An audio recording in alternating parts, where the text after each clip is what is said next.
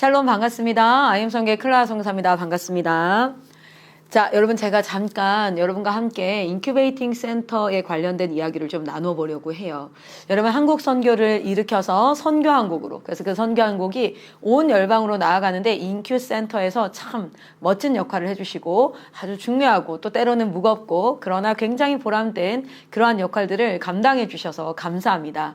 자, 우리 인큐 센터를 통하여서 각 지역교회가 이 사역을 할 수 있는 시발점이 일어나기를 소망합니다. 그리고 혼자 엄두도 못 내고 계셨던 분들이 인큐베이팅 센터를 통해서 내가 해볼 수 있겠구나 라는 희망을 얻었다고 많이들 이야기하고 있습니다. 그리고 실질적으로 이제 이 사역을 진행을 해갈 때 누구에게 도움을 구해야 될까? 그럴 때 우리 인큐베이팅 센터에 있는 목사님과 디렉터 그리고 우리 선교사님들께서 많은 도움을 주시고 우리 학생 선교사들이 실제로 무빙 그 인큐베이팅을 진행을 해주시고 학교가 오픈되었을 때 일주일이고 한 달이고 함께 해주는 그 모든 시간들이 참으로 큰 힘이 되었다는 그런 소식들이 전국에 들려지고 있습니다.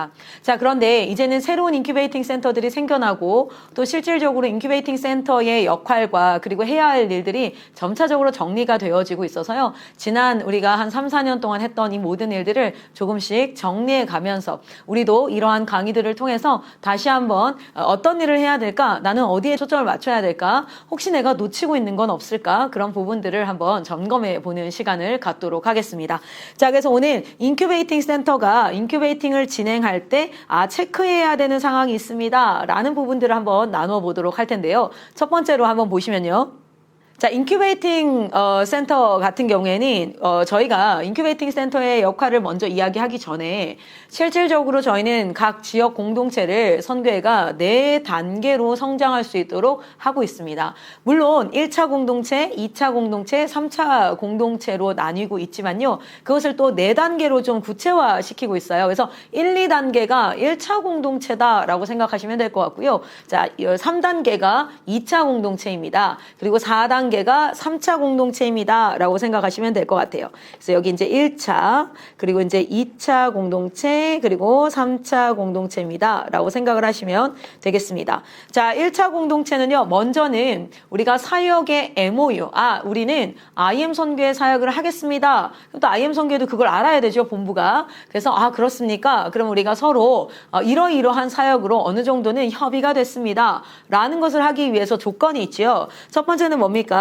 우리가 이제 초청 설교를 통해서 우리가 서로의 비전을 나누고 본부에 있는 선교회가 모달리티로 가는 그러한 길목을 열고 있습니다. 그리고 이제 두 번째, 세 번째가 무엇이냐면 목회자 세미나를 통해서 지역교회에 있는 목사님이 또 본부로 오셔서 실질적으로 어떤 사역이 진행되고 있는가, 그리고 이 사역에 함께 조인하고 있는 지역교회 목사님들의 이야기를 통해서 좀 더 실질적인 이야기를 듣도록 하고 있습니다. 그런데 선행되어져야 될 것을 목회자 세미나로 좀 이야기하는 이유가요. 순서를 좀 바꿔도 괜찮지만 목사님께서 하나님께서 세우신 그 지역 교회에 하나님께서 질서에 하나님께서 세우신 이제 분이시잖아요. 그래서 목사님이 이 사역에 대해서 알고 기도하고 하고자 하는 그런 부분들이 함께 팔로우업 되었으면 좋겠습니다. 자, 그리고 두 번째는 뭡니까? 컨퍼런스가 있지요. 그래서 이 컨퍼런스는 목사님뿐만 아니라 모든 우리 성도들이 함께 이 자리로 와서 여러 가지 사역의 내용들을 설명하는 것을 들을 수 있도록 하고요. 그래서 초청 설교와 컨퍼런스, 목회자 세미나 이런 것들을 통해서 우리 기성세대와 그 교회가 실질적으로 어떻게 다음 세대 사역을 해야 될까에 대한 사례도 보고 핵심 사역들도 이해하고 그리고 우리 교회에서 어떻게 접목할까를 고민하는 그런 시작점이 되는 기회가 될 것 같습니다. 자, 네 번째는 한다살 캠프와 다섯 번째 고비 캠프. 네, 이러한 캠프들을 통해서 실제로 지금 IM 선교회는 어떤 사역을 하고 있는지 캠프 사역을 통해서 우리가 경험을 하고요. 특별히 우리 다음 세대들이 이곳에 참여함으로써 이 사역에 대해 우리 아이들이 변화되어지는 시작점이 될 수 있다라고 생각이 됩니다. 그리고 이제 CVOP를 등록하도록 하고 있고요. 그 CVOP를 수료하면 이제 공동체가 형성이 되기 시작하죠. 그러니까 여러분 CVOP를 수료했다고 해서 다 MO를 맺진 않아요. 지난 CVOP가 한 3, 4천 명 가까이가 수료를 하셨어요. 그런데 그 수료를 해서 공동체까지 이어지기까지는 중간에 이제 어떤 개인적인 사정 때문에 못 하시는 분들도 있고 교회적인 상황 때문에 다른 사역에 집중하시는 경우도 있어요. 그래서 MOU가 체결된다는 건 공동체가 형성이 됐습니다라고 공동체가 생겼을 때 MOU가 형성되어지는데 그 MOU가 형성되어질 때에 예쁜 패를 받습니다. 그러면은 그 MOU가 형성된다는 건 그냥 이 사역에 관심이 있습니다가 아니라 이 사역을 하겠습니다라는 협의고요. MOU는 어떠한 계약 이런 그 개념이 아니다라는 것을 알고 계실 거예요. 자, 두 번째는요. MOU로 이 공동체가 이제 인큐베이팅으로 이제 세워졌지만 실제 리뉴젠으로서의 역할을 하고 리뉴젠으로서 인준을 받는 조건이 있어요. 그건 뭐냐면 첫 번째는 컨퍼런스를 할 수 있어야 됩니다. 참여하는 정도가 아니라 그 공동체가 컨퍼런스를 해서 사역을 소개할 수 있고요. 자, 그리고 한다살 캠프라든지 고비 캠프라든지 또 예수복제소 캠프를 할 수 있어야 합니다. 자, 예수복제소는 안에 프로그램이 다 있어요. 영성 캠프라든지 기간이라든지 그거를 본부나 인큐베이팅 센터로 오셔서 배울 수 있도록 하고요. 그리고 인큐베이팅이 완료된 팀이어야 합니다. 그리고 이제 디렉터도 실제로 CVOP도 수료해야 되지만 부모 대안학교까지 수강을 한 그런 상태여야 하고요. 3단계는 인큐베이팅 센터로서 역할을 감당할 수 있어요. 그래서 리뉴젠으로서 한 2년 이상을 사역을 한 팀. 왜냐하면 계절을 2번 이상은 보내보면서 일어날 수 있는 일들을 경험하고 그리고 그것을 어떻게 하는 겁니까? 다른 사람들에게 알려주고 할 수 있도록 멘토링을 할 수 있게 하고요. 담임 목사님께서 CVOP를 수료하셔야지 인큐베이팅 센터가 진행이 될 수 있고요. 온라인 선교학교나 교회학교 지원센터에 나오는 내용들을 수강을 해서 사람들에게 알려줄 수 있는 그런 단계가 돼야 합니다. 자, 그리고 이제 인큐베이팅 센터 여기 이제 오타가 났네요. 그게 아니라 열방센터죠. 열방센터. 네. 자, 열방센터는 어떤 한 나라의 거점 지역을 선정하고 그리고 그 나라의 센터를 세우거나 기존에 있던 센터와 MOU를 통하여서 그 나라를 지속적으로 지원하고 선교사역을 열어가는 무빙스쿨을 가는 그런 단계다라고 보여질 수 있습니다. 그래서 여러분 실질적으로 이제 인큐베이팅이 들어온다는 건 초청 설교가 됐는가? 그렇죠. 자, 인큐베이팅 센터로서 이제 한번 가봅시다. 초청 설교를 해서 IM 본부도 지금 이 교회를 알고 있는가? 아니면 유튜브나 이쪽에서는 IM을 알고 있지만 IM은 이곳이 사역에 관심이 있다든지 이런 것들을 전혀 모르고 있다면 인큐베이팅이 바로 시작될 수는 없습니다. 자, 그래서 초청 설교라든지 컨퍼런스 참여 그리고 이제 목회자 세미나라든지 한다살 캠프, 고비 캠프 이런 것들이 지금 경험이 있었는가? 그러니까 1단계를 체크하셔야 된다는 거예요. 그래서 1단계를 웬만큼 하고 인큐베이팅으로 들어올 수 있게 해야 합니다. 잠깐만 더 자세하게 볼게요. 자, 인큐베이팅 센터에서는 꼭 해야 될 게 필수적으로 안내해야 될 상황이 있죠. 그 안내해야 될 상황이 뭐라고 나옵니까?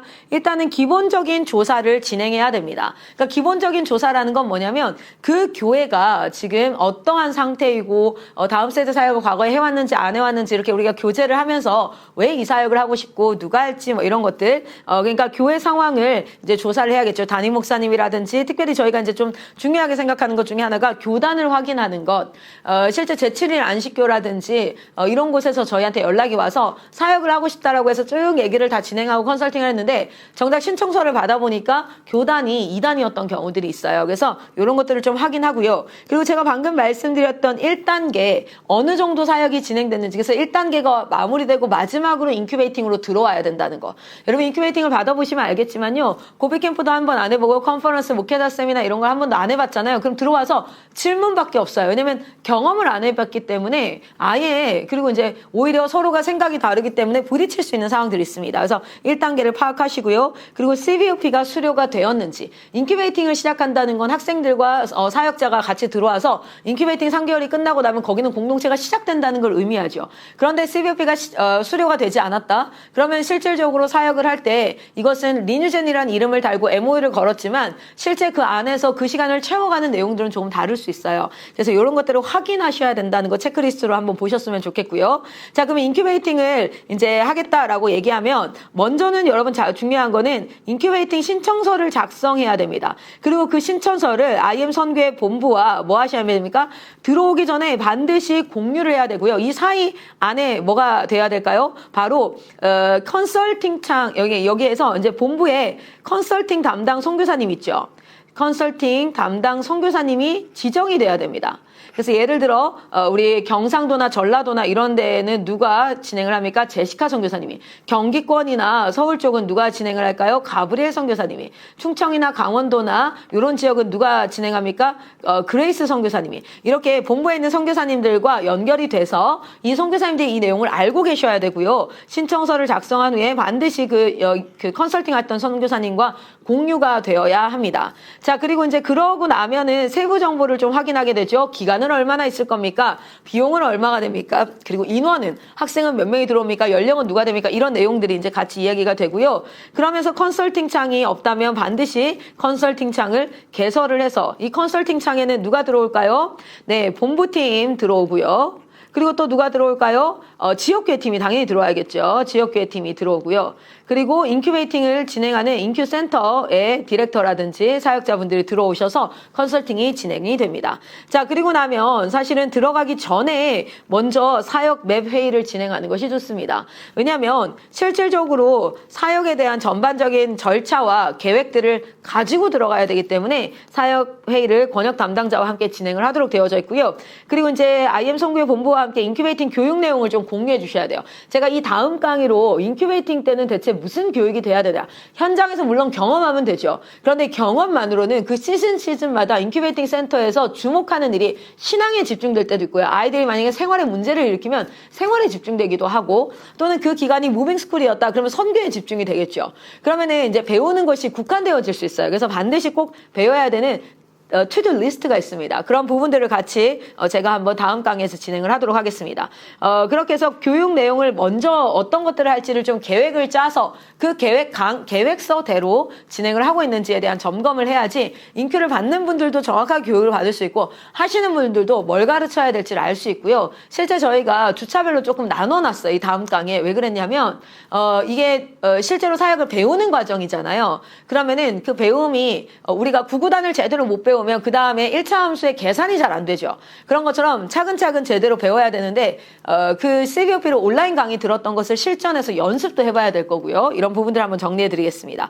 자, 그리고 나서 이제 인큐베이팅을 진행하면서 마지막에는 반드시 수료증과 인큐베이팅 때 어떤 교육을 받았는지에 대한 스테이트먼트가 나가도록 되어져 있고 이것은 저희 본부와도 공유하도록 되어져 있습니다. 그래서 인큐베이팅 센터 여러분 이 부분을 좀 잘 숙지하셔서 멋진 역할을 감당해 주시기를 부탁드립니다. 자, 보시면 여러분 이렇게 책자가 있어요. 여러분 이미 아실 겁니다. 인큐베이팅 센터 안내문이라고 안내문이 나와 있으니까 이걸 참고해 보시면 되고요. 여러 인큐베이팅 센터가 무엇이냐, 왜 하냐, 그리고 학생과 교사와 교회는 인큐베이팅 센터 과정 중에 어떤 걸 해야 되는가, 그리고 이제 신청은 어떻게 해야 되는가, 서류들도 아까 스테이트먼트 어떻게 작성해요? 뒤에 서류로 다 나와 있습니다. 신청서는 어디 있나요? 뒤에 다 나와 있어요. 다운로드 IM 러닝에서 다 받을 수 있도록 진행이 되어져 있습니다. IM 선교의 웬만한 자료들은 IM 러닝에서 다운을 받을 수 있지요. imlearning.co.kr로 들어가셔서 다운로드를 받으시면 그것을 공유할 수 있고 카카오톡 창, 컨설팅 창이나 개별 우리가 디렉터 창도 있고 다 공유가 되어져 있으니까 그 창으로 해주시면 되겠습니다. 자, 두 번째 강의에는요. 그러면 인큐베이팅 센터에서는 어떤 교육을 해야 되나요? 왜냐하면 여러분은 한 군데에서 3개월을 하는 팀들도 있어요. 그러나 한 달, 두 달씩 하는 팀도 있고요. 두 달, 한 달씩 하는 팀들도 있습니다. 자, 그러면 선행하는 팀에서 어느 정도 교육을 해줬는지를 알아야 그 다음 팀에서 어떤 교육을 해야 될지도 알 수 있겠지요. 자, 그러면 여러분 이 부분에 대해선 다음 강의에서 한번 같이 이야기를 나누도록 하겠습니다. 오늘 1강은 여기까지 하고 마치도록 하겠습니다. 감사합니다.